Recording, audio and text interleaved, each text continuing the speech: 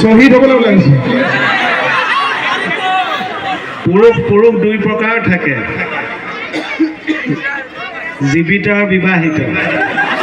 তেখেতে এতিয়া বিয়া পাতিব, ইফালে আকৌ ছোৱালীলৈ চিঠি লিখা, এইবোৰ যোৱাই নাই। পাব, বিয়াখন পাতিলে গম পাব কেনেকুৱা। নহয়, এইফালে চব জীৱিত পুৰুষ আছে।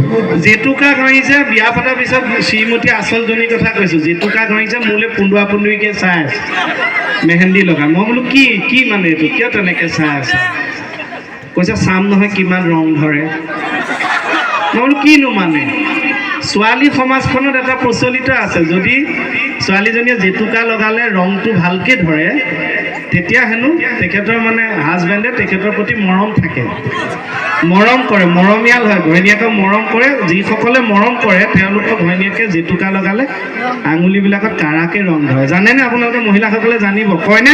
এই কাজিয়া এখন লগাই থৈ গ'ল আৰু। নহয়, মোৰতো বেহাৰবাৰী শ্বুটিঙলৈ গৈছোঁ। মই এইটো ক'ৰবাত ক'ম কেতিয়াবা, শুনিব ইণ্টাৰভিউ। মোৰতো চিন্তা আহি আছে, মই বোলো মোৰ জনীবা ৰং ধৰে নে নধৰে। নধৰিলেতো ফচি গ'লোঁ। মোক ধৰি ল'ব, তুমি মানে মোক ইমান ভাল নোপোৱা, মৰম নকৰা। ঈশ্বৰকে খাটি আছে। আবেলি গৈ পেলাই সন্ধ্যা শ্বুটিং শেষ হোৱাৰ পিছত গৈ মনে মনে আঙুলিকেইটা চাই আছোঁ। যেতিয়া দেখিছোঁ হাত পৰি গৈছে, ৰং ধৰিছে। মই বোলো দাদা, তাই বুজিছে যে মোৰ মৰম আছে। এতিয়া যোৱা কথা গ'ল, আজি অত বছৰ হ'ল বিয়া পতা, 10 বছৰ পাৰ হৈ গ'ল। সিদিনা দেখিছোঁ আঙুলিবিলাক ৰঙা। এতিয়া দেখিব নোৱাৰোঁ বুলি নকয় জানো? বিয়া পাতি এতিয়া ল'ৰা ছোৱালী ডাঙৰ হ'লেতো মাইকী মানুহবিলাকক সেইটোৱে কমপ্লেইন, তোমালোকৰ আমাৰ প্ৰতি এতিয়া আগৰ নিচিনা মৰম নাই বুলি কয়। এইবোৰ সঁচা কথা। মইতো ধৰিলোঁ তাইক, বোলো 10 বছৰ হ'ব পাৰে, দেখিছানে আঙুলি নিজৰ চাহ কেনেকুৱা ৰঙা হৈ আছে, চাহ। তাই আকৌ উল্টাই কৈছে বোলে হেৰি জেতুকাটো বোলে কোম্পেনী ভাল, সেইকাৰণেহে ৰঙা। তথাপিও নামানে, বুজিব নোৱাৰে, হয় নহয়? এই যে আমি মতা মানুহবিলাক ঘৰত থাকোঁ, মাইকী মানুহগৰাকী গৃহিণীজনী ক'ৰবালৈ যে সাঁচি কাচি ওলাই যায়, যাওঁতে যে সোধে, কোৱা না এনেকৈ যে এনে থপকাই যে কোৱা না, মোক কেনেকুৱা লাগে? ধুনীয়া লাগিছে নে? ধুনীয়া লাগিছে নে? কেনেকুৱা লাগিছে? এনেকৈ যে সুধি থাকে, আমিতো কৈ দিওঁ যে ভালে লাগে, ঠিকে লাগে, ভালকৈ কোৱা নাই, ঠিকে আছে। আৰে মই মতাটো ঘৰত থাকোঁতে সাজি কাচি তই কাক দেখুৱাবলৈ যাওঁ? ইফালে আকৌ মই ক'ব লাগে তাইক ধুনীয়া লাগিছে নে নাই চাওকচোন। বোলে হৰি মই পাব জানো, মই এতিয়া মোক ভয়ে খুৱাই থাকে নে উঠাইহে দিছোঁ, মই একো গম পোৱা নাই। দিল্লী লাডু আৰু নেখালেও পস্তাবি, খালেও পস্তাবি, হয়নে? মই এটা কথা এইখিনিতে কৈ থওঁ, জীৱনত কামত দিব মোৰ কথাটো। খিচিৰি নিচিনা মানুহবোৰক, যিবোৰ মানুহ খিচিৰি নিচিনা, এই খিচিৰি নিচিনা মানুহক কেতিয়াও জীৱনত পায়সৰ মৰম নিদিব। সিহঁতে বিৰিয়ানী এটিটিউড দিয়ে। মালিংগা বিহু সুধিব খুজিছো, কোন হ'ব তোমাৰ লগৰী, কোন হ'ব তোমাৰ লগৰী, কোনে পাব অন্তৰত হিয়াৰ দাপোন তৰালি, দেখো তোমাৰ প্ৰতিশ্ৰুতি, কিয় তোমাৰ সহাৰি ধুনীয়া আছিলা। অকণমান এনেকে আপোনালোকৰ গাটো গৰম লাগিব। মোক বিহু অহা নাই, এনেই জপিয়াই দিছোঁ, গাটো গৰম উঠক বুলি। এই ভূঞা দুই আছিলে এক নাচনী, চাপৰি মজুকে ধৰিলে এক নাচনী, উঠিলা চিঞৰি, আশে চাপি কৈ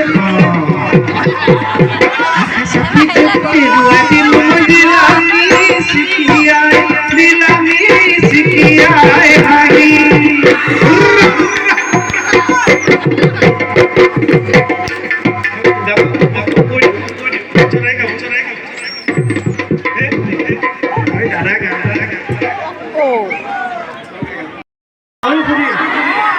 হেল্ল', ই সুধি লওক, তাৰপিছত মোৰ প্ৰশ্ন এটা সুধিম, তই সুধি লওক। অসমৰ ভিতৰত সকলোতকৈ চোকা ল'ৰাজনৰ নাম কিছুমানে কৈছে, মানে 1000জনৰ ভিতৰত 3জনে কৈছে। এতিয়া মই আপোনালোকক একেলগে সুধিছোঁ যে অসমৰ ভিতৰত সকলোতকৈ গাধ ল'ৰাটোৰ নাম কওকচোন।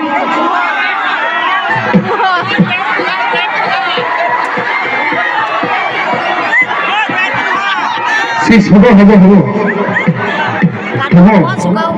চবেই চিঞৰিছে মোহন বুলি। মই এতিয়া অহংকাৰ কৰিব লাগে নে লাজ পাব লাগে কওক?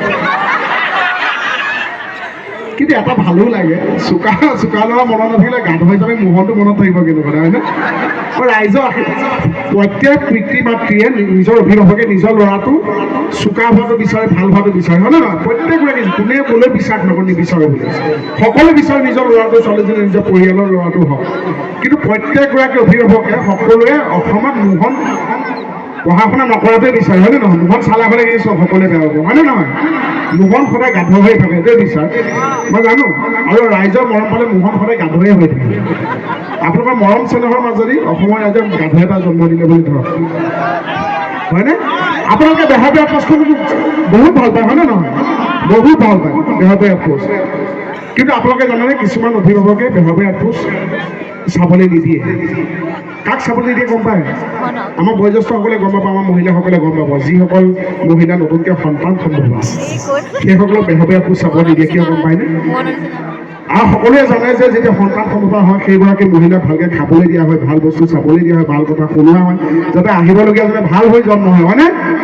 এতিয়া আহিবলগীয়া সন্তান সম্ভৱ মহিলাগৰাকী যদি বেহাৰবাৰী আউটপোষ্ট চাই মোহনক চাই দিয়ে, আহিব লগা এজন যে পৃথিৱীলৈ আহি আমাৰ এইবিলাক এনেকে যে লৈ কোনে ৰিক্স ল'ব? সেইকাৰণে বেহাৰবাৰীয়ে চাব নিদিয়ে। মোক কৈছে আমাৰ কিয় চাবলৈ দিয়া নাই নহয়, ছমাহ আমাৰ তাইৰ গাত লেঠা, ছমাহ চাবলৈ দিয়া নাই। কিয় চাবলৈ দিয়া নাই? কৈছে নাজানো, তোমাৰ যদি ভাজডাল আহি যায়। মই বোলো আপোনালোকে মৰমো কৰিব, আকৌ মোক এইটো কৰিব, লাজো দিব, মানে কি কৰিম কওকচোন, হয়নে? এতিয়া আপোনালোকে চাব, মই এনেকৈ যে ভাষণ দিওঁ শ্ৰদ্ধা দৰ্শক মণ্ডলী উপস্থিত হয়, সকলোৱে ইমান ভাল নাপায়। যদি মই কওঁ বেঙেনা দিছো যে আচ্ছা আচ্ছা আজি যে ভোলাগী বিহু, কি বিহু? কি বিহু? ভোলাগী বিহু, ভোলাগী বিহু, ভোগালী। আজি যে ভোগালী বিহুলৈ কেঁচাকে মোকে লৈ আহিছে, চবেই মিলি মানে আমাৰ বেঙেনা দিবলৈ আহিছে। এই বেঙেনা বেঙেনি নচলিব।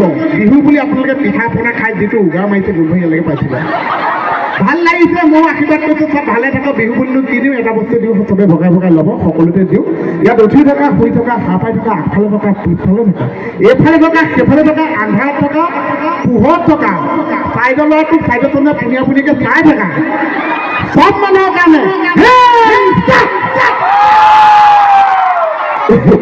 কি মস্তি লাগিছে।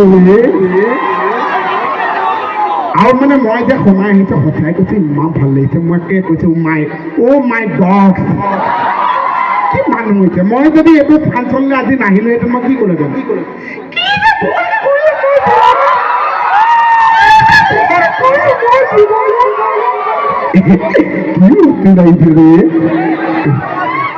আমি যে আপোনালোকৰ অনুষ্ঠানলৈ আহিছোঁ, আপোনালোকৰ ওচৰৰ পাজৰে 3-4জনমান ভাইটি আমাক আগবঢ়াইও আনিছে। গতিকে এই সুযোগতে যদি আপোনালোকক চিনাকি কৰি নিদিওঁ আমাৰো বেয়া লাগি থাকিব। এয়া মোৰ ভাইটি অঞ্জন আছে, এয়া অৰূপ আছে আৰু চিন্ময় আছে।